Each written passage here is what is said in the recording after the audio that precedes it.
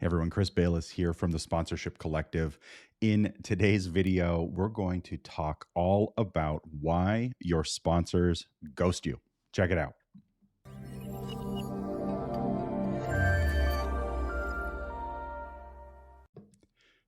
We hear this a lot from our clients. Had a great meeting with a sponsor, everything went incredibly well. They've even asked for a proposal, and then they vanished. If you feel like everything went incredibly well during your sponsorship sales meeting, you might be hiding from the truth. The fact is, if you're really pushing your prospect to dig deeper and really uncover their problems and get honest about how their marketing is going, it actually shouldn't feel like that much fun. It should feel like work. And you should walk away from that meeting feeling like you pushed them. You push them to dig deeper. You push them to think critically about their marketing. So the very first sign that something is wrong is that you ended a meeting with a prospect, a potential sponsor, and thought, wow, that went really well. This is not a good sign. And then after you have your meeting, you follow up as they requested, and then they vanish. Ghost town. Well, I have some bad and kind of obvious news for you. If the meeting went well, they wouldn't be ghosting you. The fact that they are not responding to your emails, your phone calls, they're not agreeing to the next meeting is not proof that the meeting went really well. They vanished, and so you need a better follow-up strategy. It's in fact proof that the meeting did not go well. Instead of thinking, wow, the meeting went really well, I followed up, I never heard back from them, I must need a better email follow-up system. I want you to start thinking of the outcomes of your sponsorship meetings as a feedback loop. In other words, if you have a meeting with a sponsor and they don't respond to you again, they ghost you, I want you to look at that and then ask yourself the question, what went wrong? What did I miss? What could I have done differently?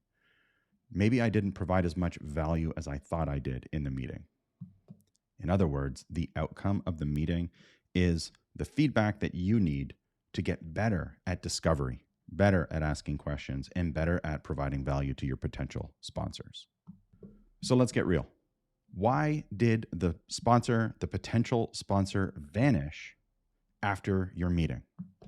Well, the first and most obvious reason is probably that they were lying to you.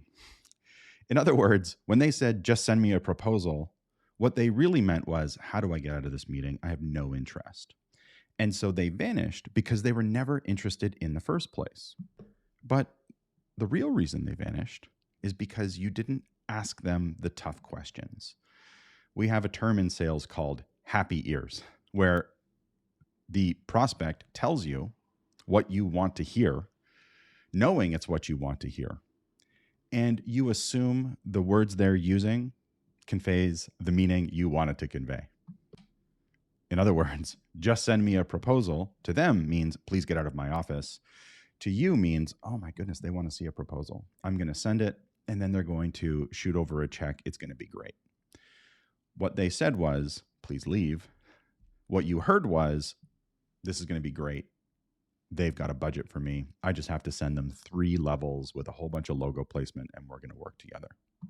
And the reason they vanished is because instead of pushing them, you accepted what they said at face value. Hey, just send me a proposal. The appropriate response is, absolutely. I'm happy to do that. Could you tell me exactly what you want to see in this proposal? Exactly what you think will be worth your marketing dollars? And then let's book a meeting to go over this proposal together. You see, if you respond that way to just send me a proposal, your prospect isn't going to vanish. What they're going to do is tell you the real reason that they're not interested in sponsorship. And if you have happy ears, you want to avoid this. And so you accept that they want a proposal, submit it, and never hear from them again. The reality is that we allow ourselves to believe something that we really know isn't true. Why? Because conflict is uncomfortable. Calling somebody a liar is uncomfortable. And I certainly wouldn't recommend just calling someone a liar in a sales meeting, but probing deeper and asking second, third, and fourth level questions about the proposal that apparently they want to see will reveal whether or not they're actually interested or whether or not you have happy ears. If the meeting went well, they wouldn't be ghosting you. And so the biggest lie we tell ourselves is that a meeting went well, despite the fact that the outcome of that meeting was not what we both agreed upon. The tactics, the strategy to stop getting ghosted, really, there are two parts. Part one, whenever the prospect says something, ask 3 more questions. So when they say, hey, just send me a proposal, you're going to say, amazing. What would you like to see in the proposal? And what budget range should I be thinking about? And who else do we need to talk to about this proposal before I put something together? And the second tactic to not getting ghosted is bam fam. Book a meeting from a meeting.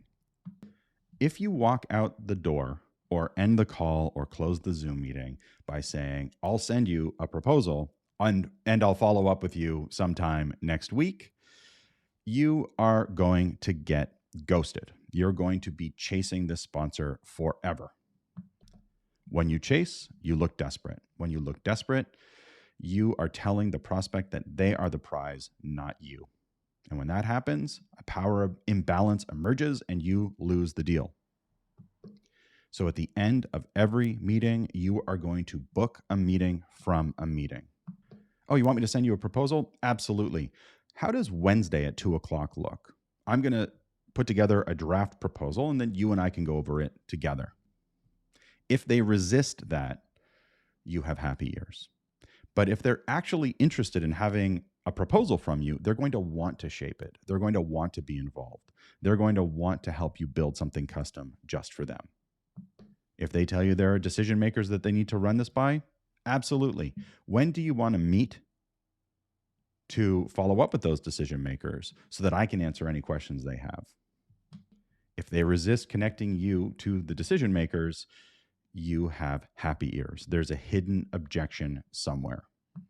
So no matter what, if the meeting ends in next steps, in just send me a proposal, in yes, I want to work together, you want to book a meeting from a meeting.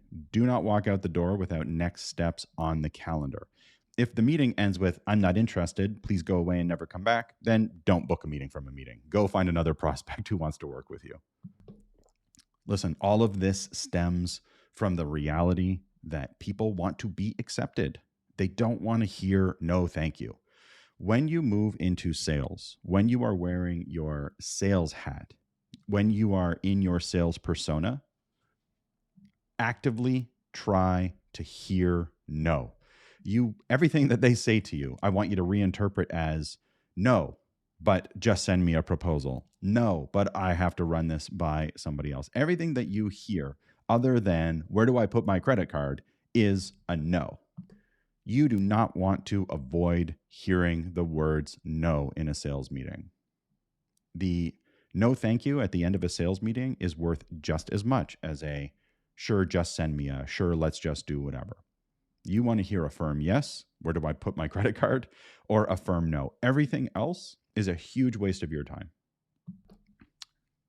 Objections are going to happen. You are going to hear objections in sales. They're either going to happen in the meeting where you can address them, or they're going to happen after the meeting where you don't know what they are.